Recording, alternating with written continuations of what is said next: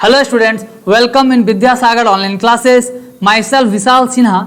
आज हम लोग ह्यूमन रिप्रोडक्शन के लेक्चर 5 के ऊपर डिस्कस करने जा रहे हैं। इससे पहले हम लोग लेक्चर 4 को पूरी अच्छी तरीके से डिस्कस कर चुके हैं। उसमें कुछ वीडियो आपको यूट्यूब पे भी अवेलेबल है, आप लोग उसको देख सकते हैं। जो लेक्चर 5 है ये आपका लास्ट टॉपिक है फीमेल रिप्रोडक्टिव सिस्टम का। फीमेल का पूरा टॉपिक यहाँ आपका खत्म हो जाएगा। इसके बाद अगले लेक्चर में हम लोग छोटा छोटा 2 टॉपिक पढ़ेंगे, मतलब लेक्चर 6 आपका लास्ट होगा इस चैप्टर का। लेक्चर 5 में कह रहा है हाउ टू चाइल्ड बर्थ। हम लोग इसमें पढ़ेंगे क्योंकि इससे पहले हम लोग लेक्चर 5 में देखे हैं स्पर्म ओवम तक कैसे पहुंचता है, ये हम देख चुके हैं। ओवम में कैसे फर्टिलाइज करता है, मतलब स्पर्म किस तरह से ओवम के अंदर जाता है, ओवम के साथ फर्टिलाइज करता है, यहाँ तक हम लोग देख चुके थे। अब उस फर्टिलाइज के बाद का प्रोसेस, मतलब बच्चा कैसे बनेगा, बच्चे का जन्म कैसे होगा, वो सब हम लोग डिस्कस करने जा रहे हैं लेक्चर 5 में। ठीक है, तो यहाँ डिस्कस करते हैं। सबसे पहला जो वर्ड है वो है क्लीवेज, है ना। कह रहा है क्या कि इस क्लीवेज का मतलब क्या हो गया, इसका मतलब हो गया डिवीजन, है ना। एग में जो डिवीजन होगा वो क्लीवेज कहलाएगा। पहला कह रहा है it is the process of rapid mitotic division of zygote. कहता है क्लीवेज एक ऐसा प्रोसेस है जो जाइगोट में होगा, और इसके होने से, क्लीवेज के होने से जाइगोट में इसी सबसे इंपॉर्टेंट लाइन है जो अभी मैं आपके सामने डिस्कस करने जा रहा हूं। क्या कह रहा है, इस क्लीवेज की वजह से, इस क्लीवेज की वजह से जाइगोट में डिवीजन होगा। ठीक है, ध्यान से सुनिएगा, जाइगोट में डिवीजन होगा किसकी वजह से, क्लीवेज की वजह से। और जाइगोट में जो डिवीजन होगा, डिवीजन होने के बाद उस जाइगोट के सेल का नंबर बढ़ेगा, जाइगोट के सेल का नंबर बढ़ेगा, लेकिन जाइगोट का साइज सेम रहेगा।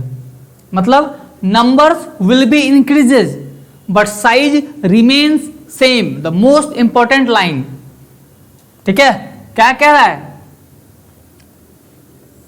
Number of cell keep on increasing but cell size constant up to the blastula. A morula blastula क्या होता है अभी हम लोग डिस्कस करेंगे। तो कह रहा है कि क्लीवेज के दौरान ग्रोथ फेज एब्सेंट हो जाएगा। ग्रोथ फेज एब्सेंट हो जाने की वजह से जाइगोट में इंक्रीजमेंट नहीं आएगा, जाइगोट बड़ा नहीं होगा क्योंकि ग्रोथ फेज एब्सेंट हो गया है, लेकिन उसका नंबर बढ़ता जाएगा। कैसे नंबर बढ़ेगा अभी हम डिस्कस करेंगे।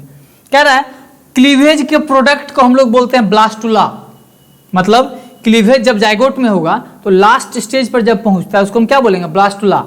और ह्यूमन बीइंग के केस में ध्यान से देखिएगा, ह्यूमन बीइंग के केस में हम लोग बोलते हैं होलोब्लास्टिक इक्वल। ह्यूमन बीइंग के केस में क्या बोलेंगे, होलोब्लास्टिक इक्वल। होलोब्लास्टिक इक्वल इसलिए बोलते हैं क्योंकि इसका साइज सेम होता है और नंबर क्या होता है, इक्वली रूप से बढ़ता है। सॉरी, मतलब क्या हो गया, इसका जो साइज है वह एकदम सेम रहेगा और जो नंबर है वो इक्वली क्या होगा, बढ़ता चला जाएगा। आपको ध्यान रखने वाला बात यहीं पर था। अभी हम फिगर के द्वारा इसको समझाएंगे अभी इस लाइन को, कि जाइगोट में कैसे क्लीवेज होता है वो अभी हम लोग देखेंगे तो आपको पता चल जाएगा। देखिएगा, मान लीजिए ये आपका जाइगोट हो गया,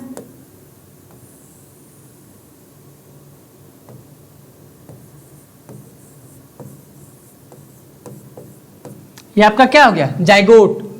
तो जाइगोट आपका सिंगल सेल है, एक ही सेल है ये, है ना। अब इसमें डिवीजन होगा, तो कौन से प्रोसेस से डिवीजन हो रहा है, by the process of mitotic division. अभी हमने जस्ट देखा है, अभी जस्ट माइटोटिक डिवीजन की मदद से इसमें डिवीजन हो रहा है, क्लीवेज होगा। जैसे इसमें डिवीजन होगा ये जाइगोट डिवाइड करेगा। हमको ध्यान क्या रखना होगा, इसका साइज नहीं बढ़ेगा। ये जो गोल हम बना रहे हैं सर्कल, इसमें थोड़ा सा ऊपर नीचे हो जा रहा होगा, ये साइज इस सर्कल का नहीं बढ़ेगा। जितना साइज इसका होगा उतना ही साइज क्या होगा, इसका भी होगा। चेंजिंग क्या आएगा आपको, ये सिंगल सेल था,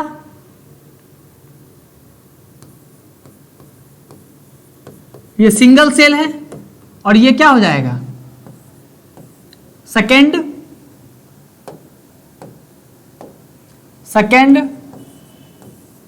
cell stage.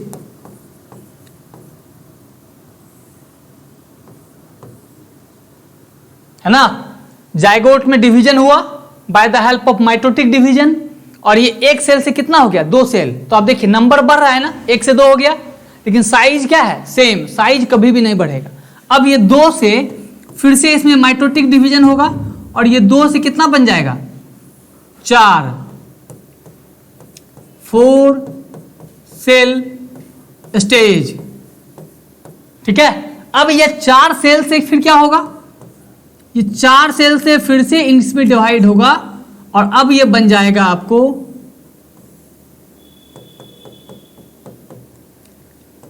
8 to 16 cell stage.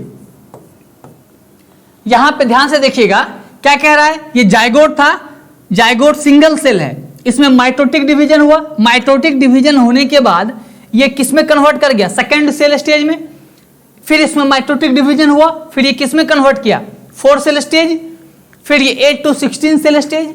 इसी को हम लोग बोलते हैं मॉड्यूला, इसी को हम लोग क्या बोलेंगे बाबू, मॉड्यूला।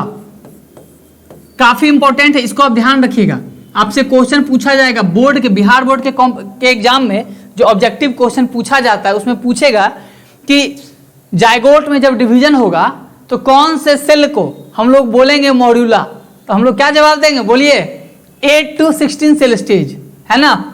इस 8 to 16 वाले में फिर से डिवीजन होगा, और अब ये बनेगा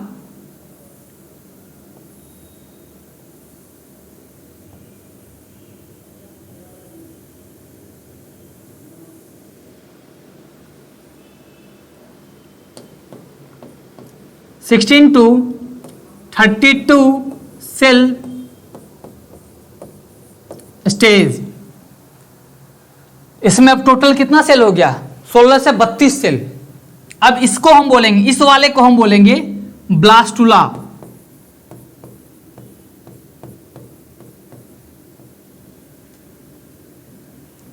फिर से हम बता रहे हैं आपको, जाइगोट था ना, जाइगोट सिंगल सेल स्टेज है, ये फर्टिलाइज कर गया है, स्पर्म पहुंच गया है, हम लोग लेक्चर 4 में देखे थे, इससे पहले वाले लेक्चर में स्पर्म पहुंच गया, ये फर्टिलाइज कर गया।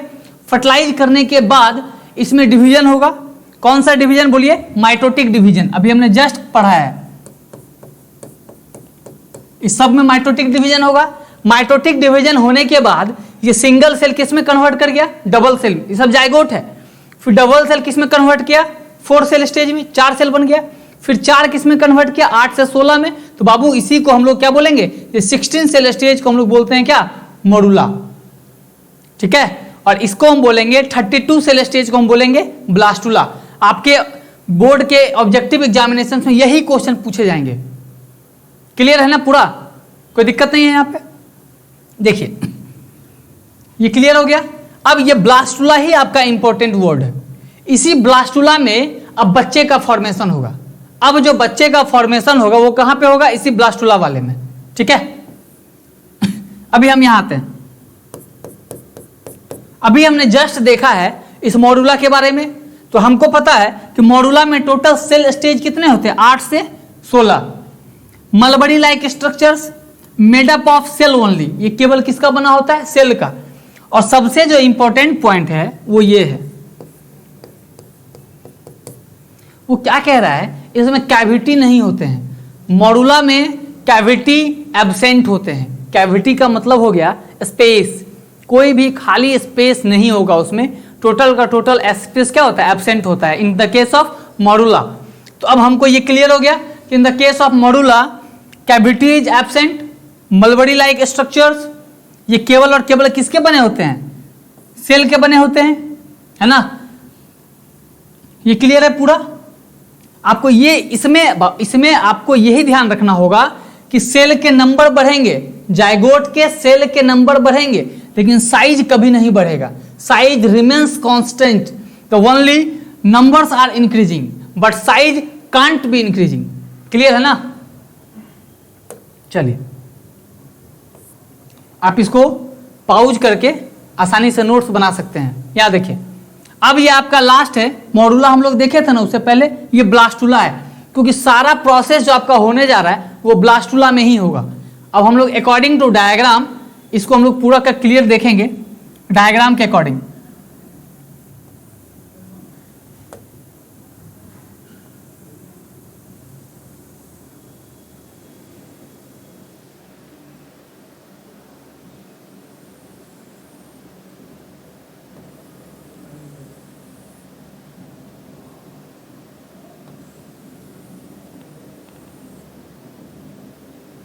देखिए एक ही देखें, वो थोड़ा यहाँ देखिए, हम लोग क्या देखे थे, यहां पे बाबू ओवेरी था प्रेजेंट, डायग्राम को याद कीजिए, लेक्चर 1-2 में भी मैंने बताया था।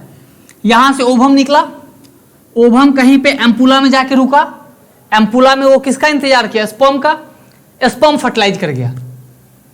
यहां तक क्लियर है ना, स्पर्म क्या किया, इसमें आया, फर्टिलाइज कर गया, तो ये तो जाइगोट बन गया, जाइगोट बना।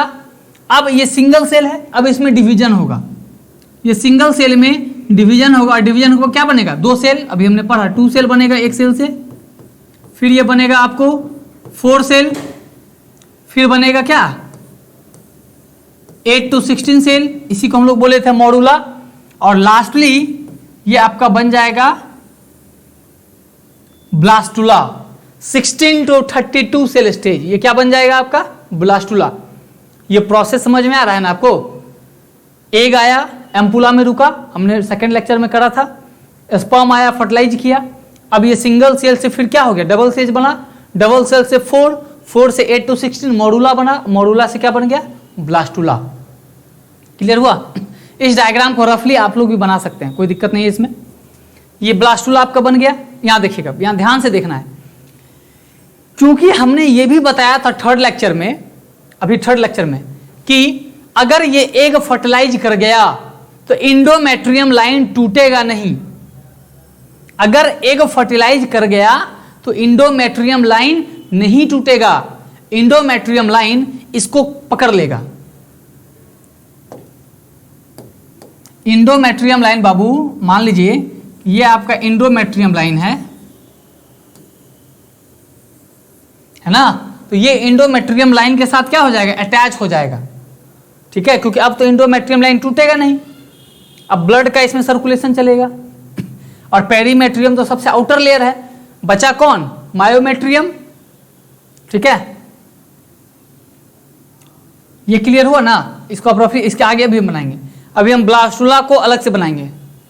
ये एक रफ डायग्राम हो गया आपका, देखिए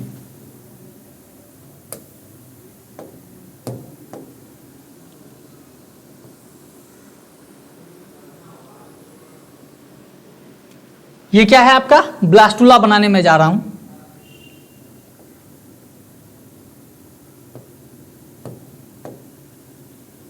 ये आपका हो गया मायोमेट्रियम, ये कौन सा लेयर है,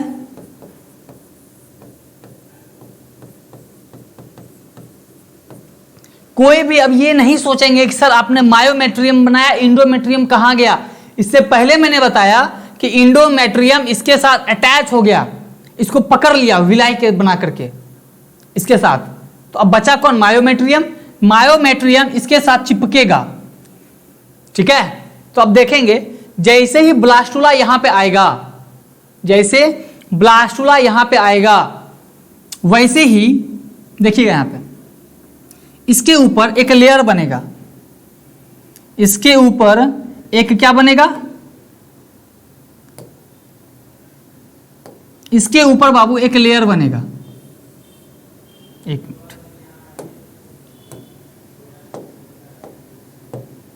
इसके ऊपर क्या बनेगा, एक लेयर बनेगा, है ना। इस ब्लैक वाला जो लेयर बन रहा है इसके ऊपर, इसको हम लोग बोलते हैं ट्रोपोब्लास्ट लेयर।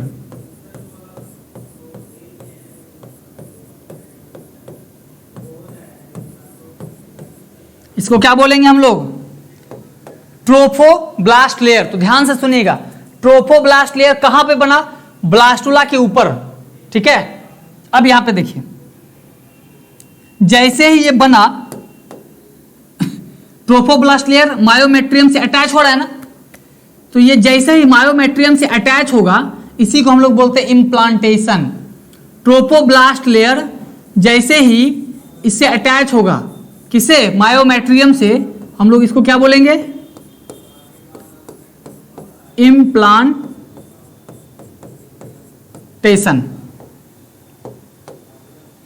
ठीक है। ट्रोफोब्लास्ट लेयर बन गया, ध्यान से समझिएगा।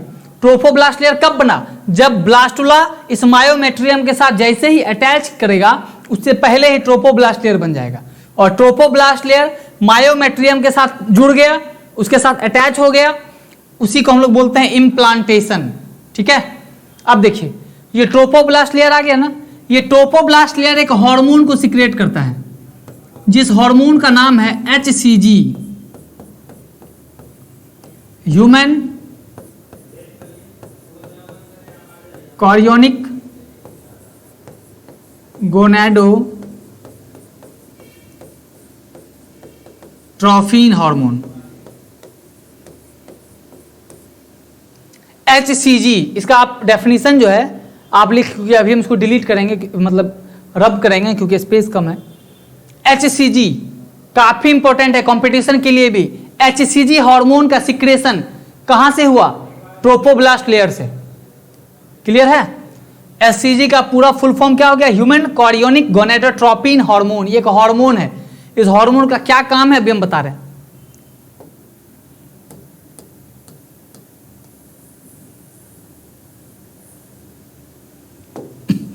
ये HCG हार्मोन सिक्रेट किया। अब देखिए ये HCG हार्मोन किसको बनाएगा? प्लासेंटा को। ये आपके कंपटीशन के लिए है। ट्रोपोब्लास्ट लेयर बना, कैसे बना, कब बना, पता चल गया। ट्रोपोब्लास्ट लेयर जैसे ही बना वैसे वो एक हार्मोन को सिक्रेट किया, छोड़ा, जिस हार्मोन का नाम था HCG। इसका फुल फॉर्म भी अभी मैंने लिखा, ह्यूमन कॉरियोनिक गोनेडोट्रोपिन हार्मोन। ये हार्मोन जैसे ही सिक्रेट हुआ तो ये हार्मोन किसको बनाएगा? प्लासेंटा को।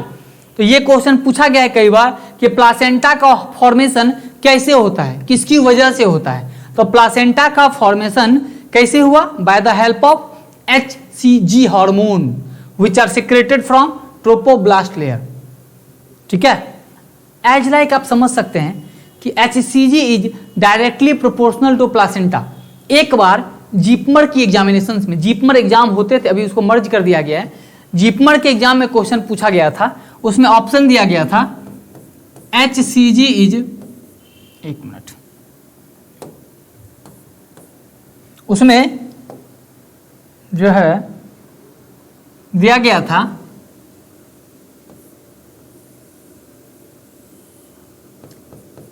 HCG is directly proportional to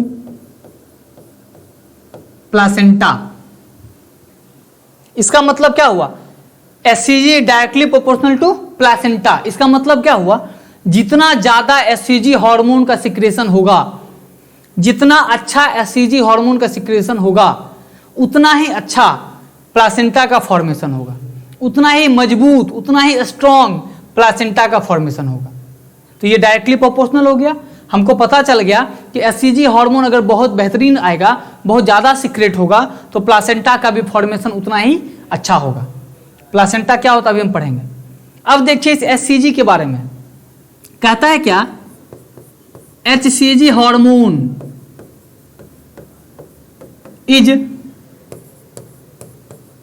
secreted from trophoblast layer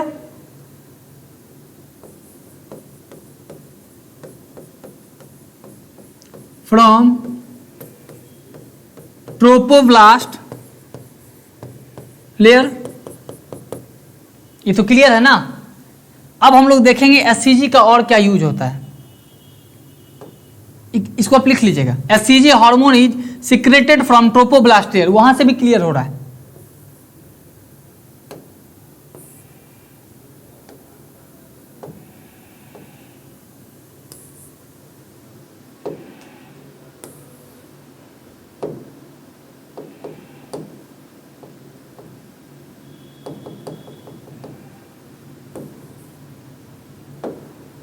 देखिए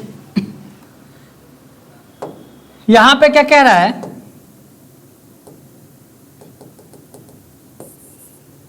यहां पे क्या कह रहा है कि हमको पता चल गया कि HCG हार्मोन जो है वो सिक्रेट हो रहा है ट्रोपोब्लास्ट लेयर से, और जब सिक्रेट हो रहा है तो HCG हार्मोन किसको सिक्रेट कर रहा है? प्लासेंटा को सिक्रेट कर रहा है। और HCG डायरेक्टली प्रोपोर्शनल किसके हो गया? प्लासेंटा को।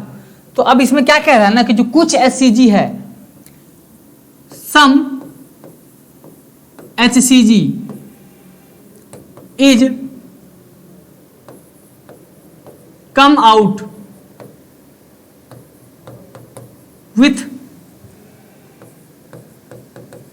urine which help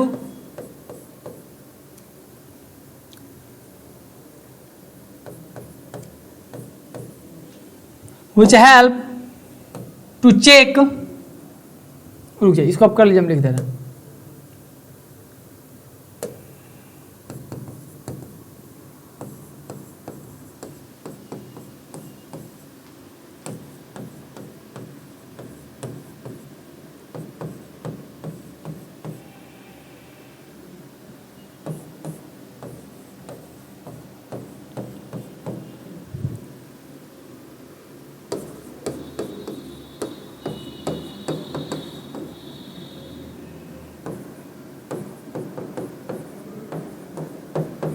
which help to check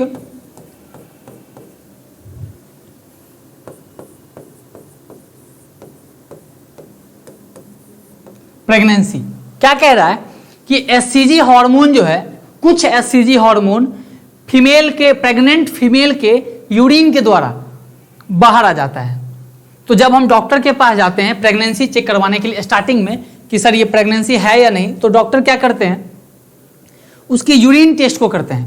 उस यूरिन टेस्ट में अगर ये एससीजी हार्मोन पाया गया, अगर उस प्रेग्नेंट फीमेल के या उस फीमेल के यूरिन में एससीजी हार्मोन पाया गया, इसका मतलब वो फीमेल प्रेग्नेंट है ना। क्लियर हो गया ना? ये आपको ब्लास्टुला वाला स्टेज क्लियर हुआ या नहीं हुआ? ठीक है, चलिए हम लोग आते हैं बाबू प्लासेंटा पे। अभी हमने देखा था प्लासेंटा के बारे में कि प्लासेंटा का फॉर्मेशन किसकी वजह से होता है, एससीजी हार्मोन की वजह से। प्लासेंटा का कुछ काम देखते हैं। प्लासेंटा काफी इंपॉर्टेंट रोल प्ले करता है ना। प्लासेंटा का रोल काफी इंपॉर्टेंट है मदर के और बच्चे को ऐड करने में। देखिए क्या है, कह रहा है क्या, placenta is the organic connection. ये क्या है, ऑर्गेनिक कनेक्शन है बिटवीन द फिटस। बाबू यहाँ फिटस जो है ना, उस बेबी को बोला जा रहा है जो अभी बन रहा है माँ के यूटरस में, मदर के फीमेल के यूटरस में, प्रेग्नेंट फीमेल के यूटरस में जो बेबी बन रहा है धीरे धीरे, उसी को हम लोग क्या बोले हैं, fetus. And uterine wall for the physiochemical exchange, इसको physiochemical exchange between fetus and mother's blood. क्या कह रहा है, प्लासेंटा बच्चा और माँ दोनों को अटैच करता है। ये क्या है, fetus and uterine wall. Fetus और मदर के यूटरस का जो वॉल है, फिटस और मदर के यूटरस का वॉल, इस दोनों से कनेक्ट रहता है ना। और इसकी मदद से क्या होता है कि उसमें कुछ फूड का ट्रांसफॉर्मेशन होता है। क्या क्या होता है सो देखिए। It developed from points of implantation. Implantation याद है किसको बोले थे, जब वो मायोमेट्रियम से अटैच हुआ था ब्लास्टुला वाला ट्रोपोब्लास्ट लेयर, तो उसको इम्प्लांटेशन बोले थे। तो जहां पे इम्प्लांटेशन होगा, जहां पे इम्प्लांटेशन होगा वहीं से प्लासेंटा का निर्माण हो जाएगा, वहीं से प्लासेंटा का क्या शुरू हो जाएगा, फॉर्मेशन। क्लियर हुआ? तो प्लासेंटा क्या किया, बच्चा को और मदर का जो यूटेरस का वॉल है उस दोनों से अटैच कर दिया। अब क्या आगे करता है देखिए,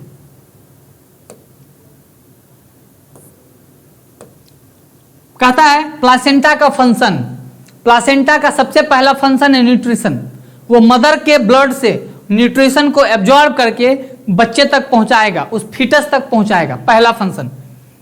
दूसरा कहता है रेस्पिरेशन, मतलब माँ जो सांस लेती है, जो बच्चा सांस लेगा, तो बच्चा जो सांस लेगा वह कार्बन डाइऑक्साइड भी माँ के ब्लड में मिलेगा और माँ के ब्लड से फिर बाहर आएगा। जैसे मान लीजिए, सपोज कीजिए कि वो बच्चा पल रहा है, तो वो बच्चा ने क्या किया, कार्बन डाइऑक्साइड छोड़ा। तो जैसे ही बच्चा कार्बन डाइऑक्साइड छोड़ेगा, वो कार्बन डाइऑक्साइड माँ के ब्लड में आएगा और माँ के ब्लड से फिर वो कहाँ हो जाएगा, बाहर हो जाएगा। ठीक है, अगला क्या है, एक्सक्रीशन।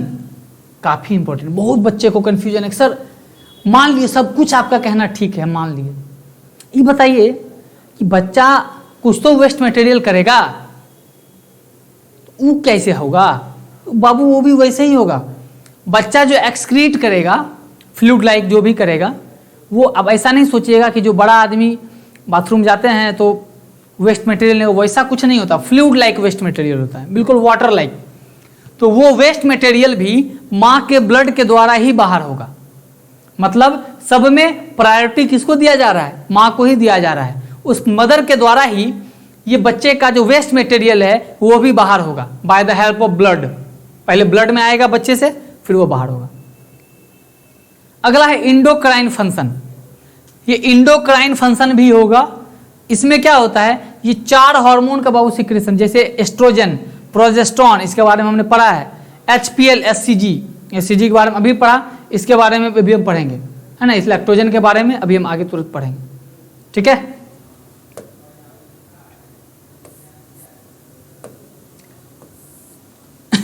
हमको तो ये पता चल गया कि बच्चा में कैसे कैसे क्या जा रहा है।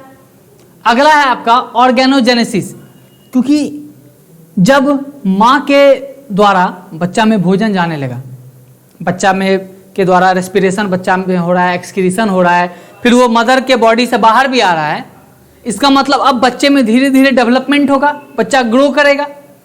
तो अब देखिए ऑर्गेनोजेनेसिस, इसका मतलब हो गया ऑर्गेन्स का आना, पैर का आना, हाथ का आना, मुंह का, नाक का, कान का, है ना, ये सब धीरे धीरे उस बच्चे में आएगा। ध्यान से देखिए, काफी इंपॉर्टेंट है। कंपटीशन में इससे क्वेश्चन बहुतों बार पूछा जा चुका है। कहां से पूछा गया मैं बताऊंगा अभी। पहला है bye the end of first month. देखिएगा ध्यान से, जैसे ही पहला महीना का लास्ट होगा, फर्स्ट मंथ का लास्ट होगा, तो सबसे पहले क्या सुनाई देगा? Heart beat. सबसे पहली बार उस बच्चे का क्या आता है? हार्ट आता है। सबसे पहली बार हार्ट आता है। आप देखेंगे मूवी में भी, फिल्म में भी, कि जब कोई फीमेल बताती है कि मैं प्रेग्नेंट हूं, तो जो एक्टर होते हैं वो कान लगा के पेट में सुनते हैं। नहीं, ऐसा होता है। तो वो ये दिखाने की कोशिश करता है मूवी के द्वारा भी कि हार्ट बीट को आप सबसे पहले सुन सकते हैं। तो हार्ट बीट सबसे पहली बार सुना जाता है फर्स्ट मंथ के लास्ट में, मतलब सबसे पहली बार क्या आएगा? हार्ट बनेगा बच्चा में। दूसरा महीना का जैसे ही लास्ट होगा तो लिम्ब्स, लिम्ब्स का मतलब हो गया बाबू उंगली, ये हाथ होता है ना, हाथ पैर, इसको लिम्ब बोलते हैं, 4 लिम्ब, हिंड लिम्ब। लिम्ब का मतलब हो गया उस बच्चे में छोटा छोटा पैर और हाथ आएगा, और उसमें छोटी छोटी उंगलियां भी आएगी। थर्ड मंथ का जैसे ही लास्ट होगा तो लगभग mostly all the organ system appear, लगभग सारे ऑर्गन लगभग आ चुके होंगे, पैर, हाथ, उंगली लगभग आ चुके होंगे, ठीक है। तो देखिएगा इस 3 मंथ हुआ ना, ये इसको हम लोग बोलते हैं फर्स्ट ट्राइमेस्टर। इसको क्या बोलते हैं हम लोग? First trimester.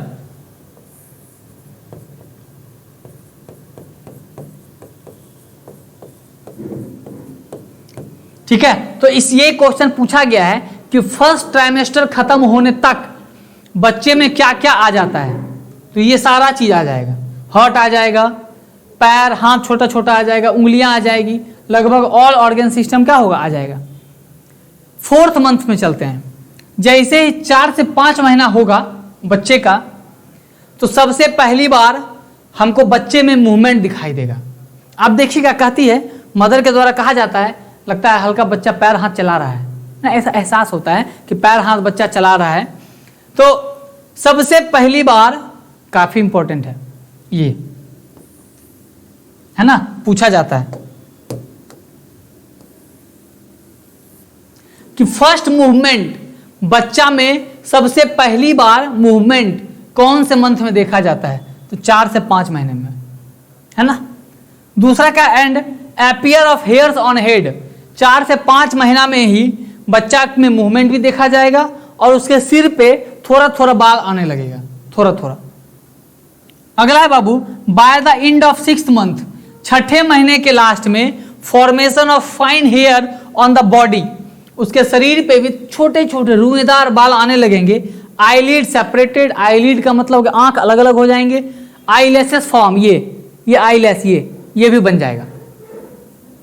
Bye the end of 7th and 8th month development of growth, 7वें महीने से 8वें महीने तक बच्चे के बॉडी में ग्रोथ होने लगेगा। अब धीरे धीरे लंग्स वंग सब आ ही जाएंगे, ग्रो करने लगेंगे, है ना। 9 मंथ में क्या होगा, बच्चा लगभग तैयार हो जाएगा निकलने के लिए।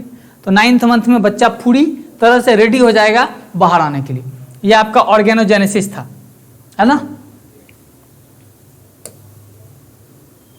अब देखिए एक चीज और, ये तीनों को हम लोग बोले थे ना बाबू फर्स्ट ट्राइमेस्टर, है ना। इसको हम लोग बोले सेकेंड ट्राइमेस्टर, और इसको हम लोग बोले बाबू थर्ड ट्राइमेस्टर। 7, 8 और 9, 1, 2, 3, पहला महीना, दूसरा महीना, तीसरा महीना, इसको हम लोग बोले first trimester. 4th, 5th, 6th, इसको हम लोग बोले सेकेंड ट्राइमेस्टर, दूसरा। एंड 7, 8 और 9 को हम लोग क्या बोले बाबू, थर्ड ट्राइमेस्टर।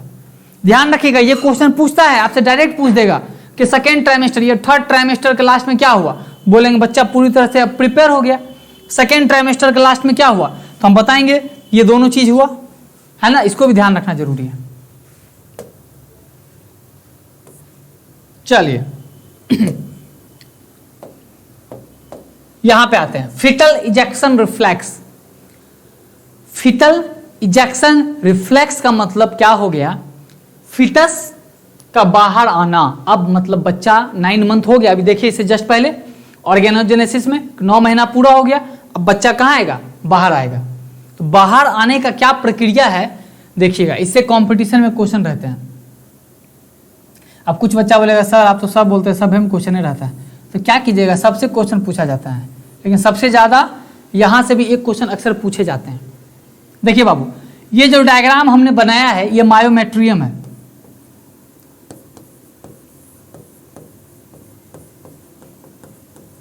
कोई बच्चा फिर ये नहीं बोलेगा सर इंडोमेट्रियम कहां गया। हमने इसको स्टार्ट करने से पहले ही बताया था कि जैसे ही एग फर्टिलाइज करेगा, बच्चा बनने लगेगा, इंडोमेट्रियम उसके साथ अटैच हो जाएगा। क्लियर है ना। अब आया कहां पे, मायोमेट्रियम का। आप अगर सेकेंड लेक्चर को ध्यान में लाएंगे तो आपको याद आएगा कि मैंने मायोमेट्रियम का 2 फंक्शन बताया था। तो आज हम यहां पे पहला और दूसरा दोनों को देखेंगे, है ना। हमने वहां पे बताया था उसी जगह पे कि मायोमेट्रियम क्या करता है, बच्चा को भोजन भी देता है और बच्चा को बाहर आने में भी मदद करता है। हम यहां पे देखेंगे कि बाहर आने में कैसे मदद करता है। ठीक है, मान लीजिए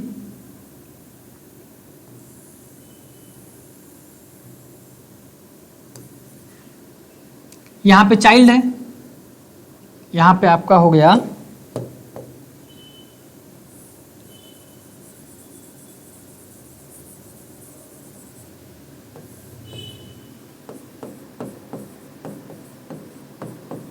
प्लासेंटा।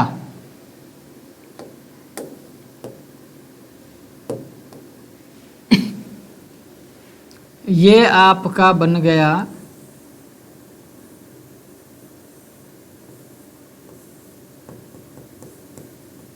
ये बच्चा बन गया। बच्चा बहुत खुश है, बाहर आ रहा है।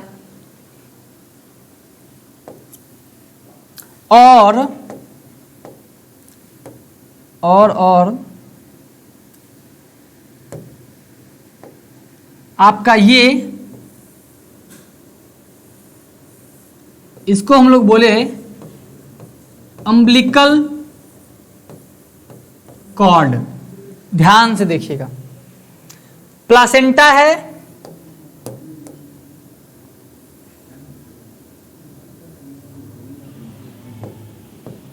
ना।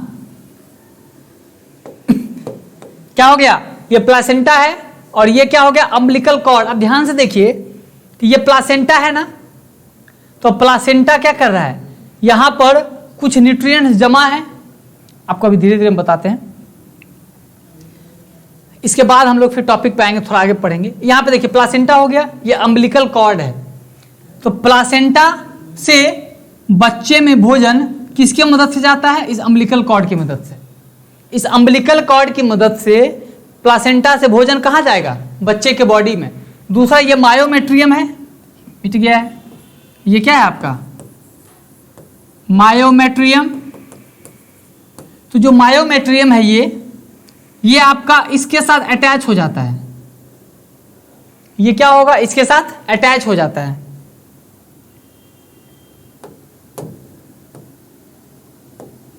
है ना, ये इसके साथ अटैच हो जाएगा बिल्कुल ऐसा। मैंने इसको थोड़ा बड़ा बड़ा बनाया है ताकि समझ में आए, ये ऐसा।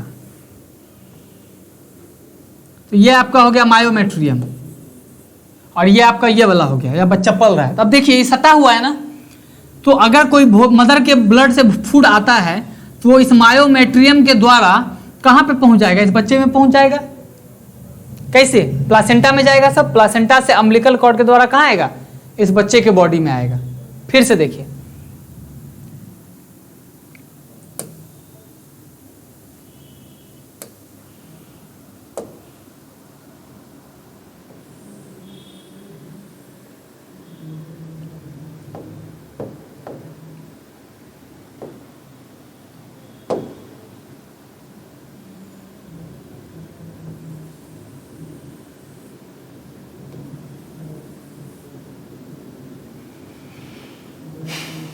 ये मायोमेट्रियम है ब्लैक वाला।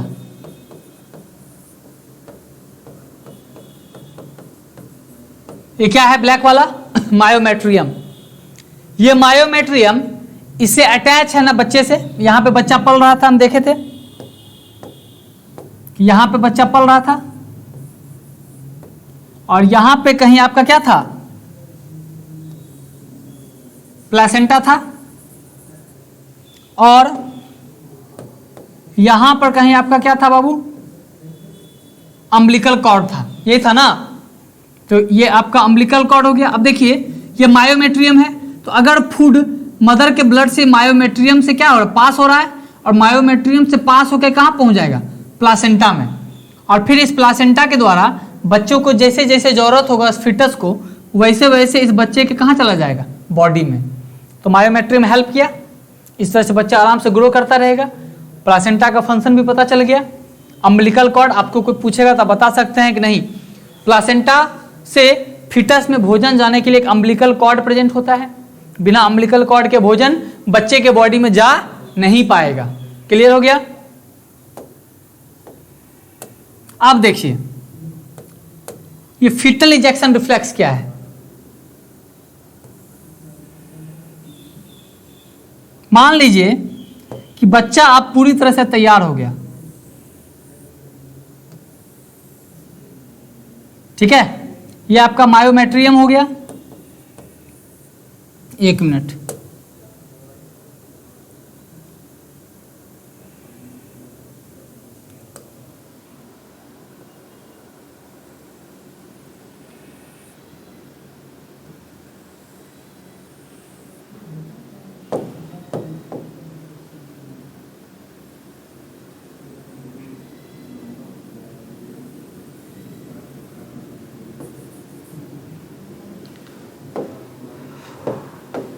ध्यान से देखिएगा, ये मायोमेट्रियम है व्हाइट वाला।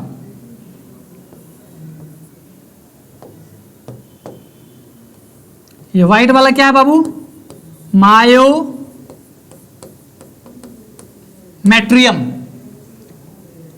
येलो वाला है आपका यूट्रस, और इसके अंदर कौन बैठा हुआ है,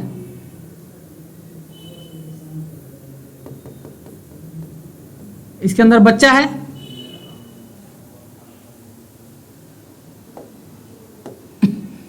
यहां पर प्लासेंटा था, आपको ध्यान होगा क्या, और ये आपका क्या था यहां पे, अम्बिलिकल कॉर्ड।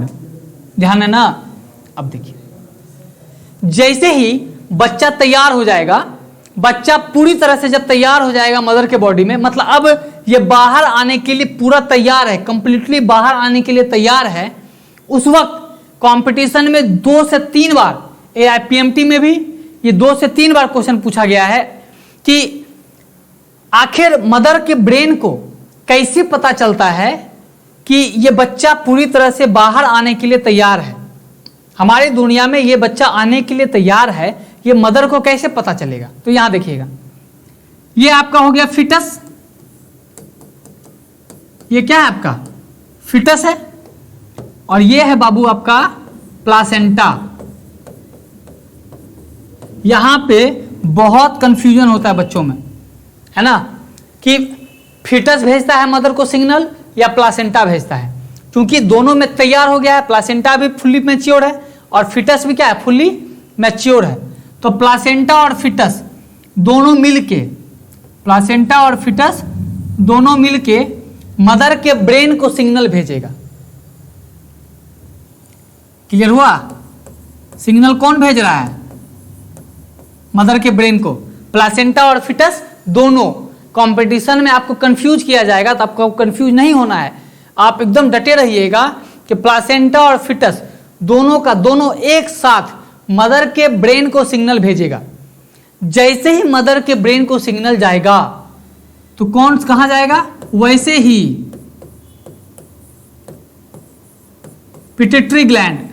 जैसे ही मदर के ब्रेन को सिग्नल जाएगा वैसे ही पिट्यूटरी ग्लैंड एक हार्मोन को सिक्रेट करेगा। पिट्यूटरी ग्लैंड क्या सिक्रेट करेगा? एक हार्मोन, जिस हार्मोन का नाम होगा ऑक्सीटोसिन।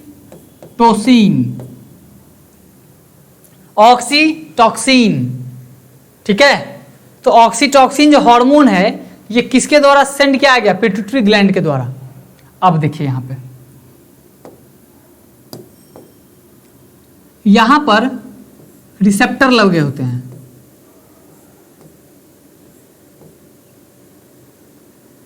ये डायग्राम थोड़ा कॉम्प्लेक्स हो रहा है, आप इसको लिख लीजिए अच्छे से।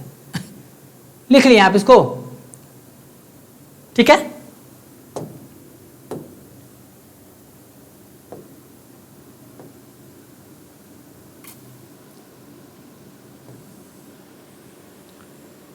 उसको आप अच्छे से लिख लीजिएगा, नोट कर लीजिएगा। अब यहाँ पे क्योंकि हम नेमिंग नहीं करेंगे ताकि कॉम्प्लेक्स ना हो, आपको ये समझने में बिल्कुल आसान हो, अदरवाइज प्रॉब्लम हो जाएगा आपको समझने में। आपका ये मायोमेट्रियम है, ये यहाँ पे बच्चा पल रहा है ना, यहाँ पे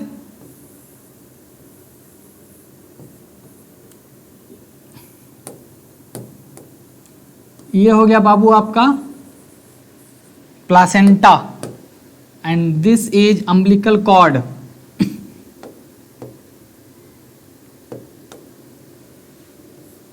कहता है मायोमेट्रियम पे रिसेप्टर लगे होते हैं। क्या लगे होते हैं?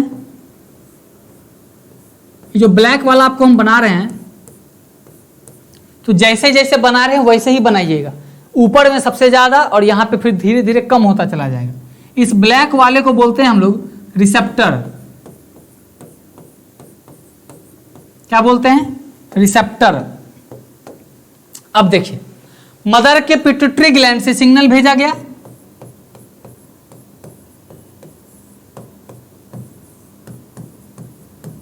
और इसका नाम क्या था बाबू?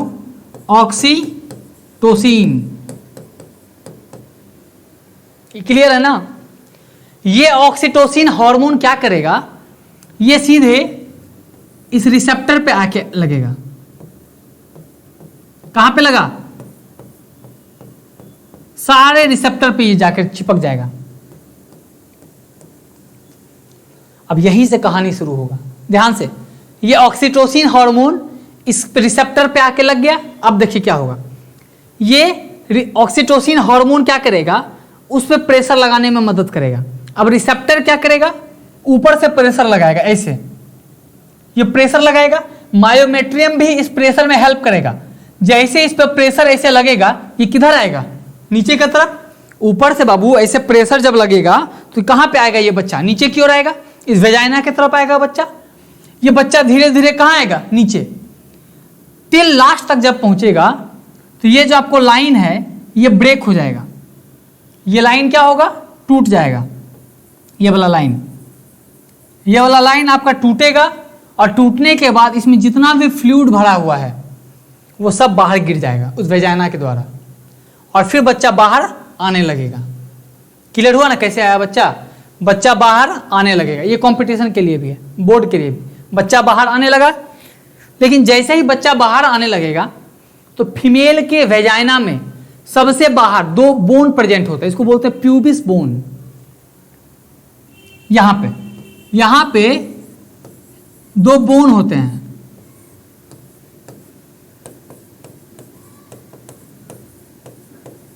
Pubis bone. ये दोनों बोन जो है ना वो इसको बाहर आने नहीं देगा। उसी वक्त एक हार्मोन सिक्रेट होगा ओवेरी से, जिस हार्मोन का नाम है रिलैक्सिन। ध्यान से, ये ओवेरी क्या करेगा, एक हार्मोन को सिक्रेट करेगा, जिस हार्मोन का नाम क्या है, रिलैक्सिन। और ये हार्मोन इस प्यूबिस बोन को फ्लेक्सिबल बना देगा। रिलैक्सिन हार्मोन प्यूबिस बोन को क्या करेगा, फ्लेक्सिबल बना देगा, लचीला बना देगा, जिसकी वजह से ये वेजाइना काफी फैल जाएगा और ये बच्चा बाहर आ जाएगा। ये जो रिलैक्सिन हार्मोन है, बहुत सारी फीमेल में ये रिलैक्सिन हार्मोन नहीं सिक्रेट होता, जो बहुत कमजोर होती हैं, वीक होती हैं, उनके केस में ये रिलैक्सिन हार्मोन ज़्यादा मात्रा में सिक्रेट नहीं हो पाता है, तब उनमें इंजेक्शन दिया जाता है रिलैक्सिन हार्मोन का। ठीक है, आपको ये क्लियर हुआ कैसे कैसे हुआ? तो मदर के ब्रेन को सिग्नल गया, जैसे ही गया तो पिट्यूटरी ग्लैंड एक हार्मोन सिक्रेट किया, जिस हार्मोन का नाम था ऑक्सीटोसिन। और वो ऑक्सीटोसिन हार्मोन क्या किया, रिसेप्टर पे एक्ट किया और रिसेप्टर को उस मायोमेट्रियम को प्रेस करने में हेल्प करने लगा। तो मायोमेट्रियम जैसे ही इसको यूटेरस को दाबा तो ये बच्चा नीचे की ओर आने लगा, यूटेरस फट गया। यूटेरस के फटने के बाद ये पूरा इसमें भरा हुआ जितना भी द्रव्य होगा वो सब द्रव्य कहाँ गया, बाहर। फिर इस प्यूबिस बोन को फ्लेक्सिबल कौन बनाया, रिलैक्सिन हार्मोन, जो कहाँ से आया था, ओवेरी से आया था। अब ये प्यूबिस बोन फ्लेक्सिबल हो गया, अब ये बच्चा कहाँ गया, बाहर। क्लियर है ना? यहां तक क्लियर हुआ ना पूरा का पूरा? अब चलिए देखते हैं हम लोग। अगला है पार्चुरेशन और चाइल्ड बर्थ। ये बोर्ड के एग्जाम में 3 नंबर का क्वेश्चन पूछा जाता है, 3 मार्क्स का। व्हाट इज पार्चुरेशन, है ना? देखिए definition, the vigorous contraction and relaxation of the uterus during 9 month by the action of oxytocin. अभी जो पढ़े हम लोग, क्या कह रहा है, किसको बोलते हैं पार्चुरेशन? कहता है जैसे ही 9 महीना बच्चे का पूरा हो जाएगा, उस दौरान जैसे ही, पार्चुरेशन का डेफिनेशन सुनिए, जैसे ही बच्चे का 9 महीना पूरा हो जाएगा, उसी दौरान यूटेरस में क्या होगा, यूटेरस सिकुड़ेगा, यूटेरस फैलेगा, यूटेरस सिकुड़ेगा, यूटेरस फैलेगा। और इसी प्रोसेस को हम लोग बोलते हैं पार्चुरेशन। ठीक है, पार्चुरेशन का टोटल कितना स्टेज है, 3। पहला है बाबू स्टेज ऑफ डाइल्यूशन, दूसरा है स्टेज ऑफ एक्सपल्सन और तीसरा क्या है, स्टेज आफ्टर बर्थ।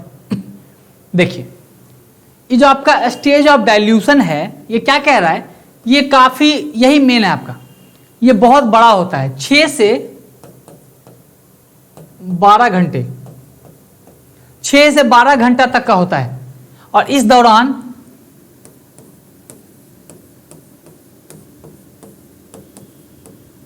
बहुत ज्यादा दर्द होता है फीमेल के बॉडी में, स्टेज ऑफ डाइल्यूशन में, है ना? क्योंकि इस दौरान क्या हो रहा होता है कि वो उस पर प्रेशर लगाने वाला होता है, और प्रेशर लगाने वाला होता है तो वो फटेगा यूट्रस, तो पेन तो होगा ही, बच्चा बाहर आएगा। फिर ये स्टेज ऑफ एक्सपल्सन और फिर ये स्टेज आफ्टर बर्थ। इसके द्वारा क्या होगा, स्टेज ऑफ एक्सपल्सन का मतलब क्या हो गया कि इसके बाद बच्चा एक्सपेल हो जाएगा, बाहर आ जाएगा। अब जैसे ही बच्चा जन्म लेगा उसके बाद क्या कहानी होगा, सो देखिए, जैसे ही बच्चा बाहर आता है, जैसे ही बच्चा मदर के बॉडी के बाहर आ जाएगा, वो अपने आप पे आ जाएगा, उसी दौरान मदर के ब्रेस्ट में मिल्क का फॉर्मेशन, उस फीमेल के ब्रेस्ट में मिल्क का फॉर्मेशन होने लगेगा। तो उस दौरान क्या होता है, देखिए, ये ऑक्सीटोसिन हार्मोन था ना, तो ऑक्सीटोसिन हार्मोन तो सीक्रेट हुआ ही था। इसका भी 2 फंक्शन है। पहला फंक्शन क्या था कि वो रिसेप्टर पे एक्ट किया, मायोमेट्रियम को प्रेशर करने में हेल्प किया। दूसरा, ऑक्सीटोसिन हार्मोन क्या करेगा, देखिएगा, ये ऑक्सीटोसिन हार्मोन जैसे ही बच्चे का जन्म होगा, ये ऑक्सीटोसिन हार्मोन ब्रेस्ट पे एक्ट करेगा। किस पे करेगा, ब्रेस्ट पे, और ब्रेस्ट में मिल्क बनाना शुरू करेगा। तो मिल्क का फॉर्मेशन कौन से हार्मोन की मदद से हुआ, पता चल गया, इस ऑक्सीटोसिन हार्मोन की मदद से। अब ये मिल्क बन गया, तो जो सबसे पहला मिल्क होगा मदर का, वो काफी येलोइश कलर का होता है।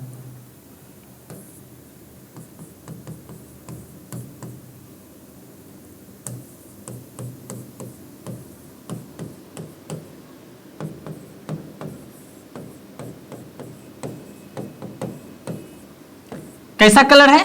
येलोइश, पीला कलर का होता है, हल्का पीला कलर का होता है।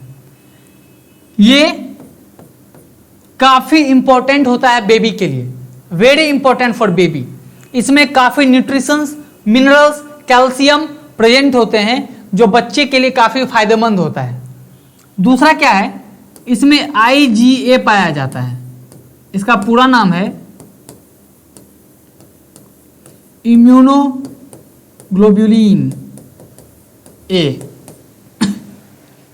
इम्यूनोग्लोबुलिन ए ये क्या करेगा? ये N है, ये है ना। IgA क्या करेगा? Increase immune system. ये IgA बच्चा में इम्यून सिस्टम को बढ़ाने में हेल्प करेगा। आपको ये ध्यान रखना पड़ेगा IgA के बारे में, काफी इंपॉर्टेंट है। IgB, IgC, IgD, IgE ये सब भी होता है, आपको ये देखना है। तो क्या पता चला, जैसे ही बच्चे का जन्म हुआ, बच्चा बाहर आया, ऑक्सीटोसिन हार्मोन ब्रेस्ट पे एक्ट करेगा और ब्रेस्ट में मिल्क का फॉर्मेशन होगा। ब्रेस्ट में जो मिल्क बनेगा, तो जो सबसे पहला मिल्क होगा वो किस कलर का होगा बाबू? येलो कलर का होगा। और ये काफी बच्चे के लिए इंपॉर्टेंट होगा, है ना। ठीक है, इसको हम लोग कोलोस्ट्रम भी बोलते हैं। इसको जो फर्स्ट मिल्क है ना मदर का,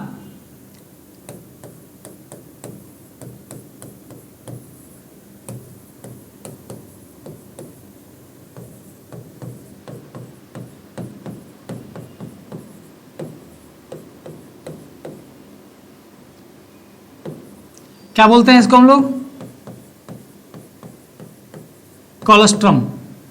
ठीक है, तो पहला जो मिल्क होगा कौन से कलर का होगा? येलो कलर का होगा। और ये मिल्क में काफी मिनरल्स, काफी कैल्शियम, प्रोटीन प्रेजेंट होंगे जो बच्चे के हेल्थ के लिए काफी ज्यादा फायदेमंद होगा।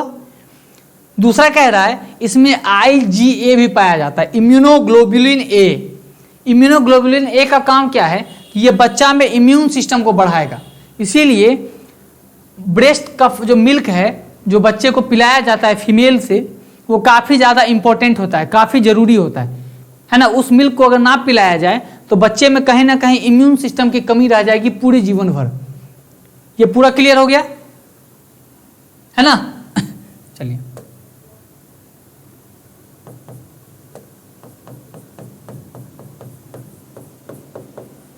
तो फंक्शन ऑफ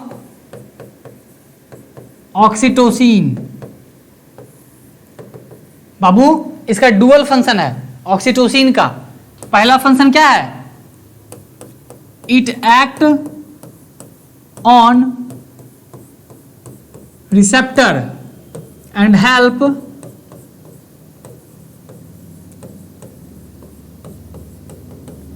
मायोमेट्रियम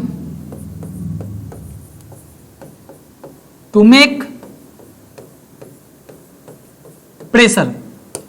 आपका पहला फंक्शन हो गया। दूसरा, it act on breast and help in milk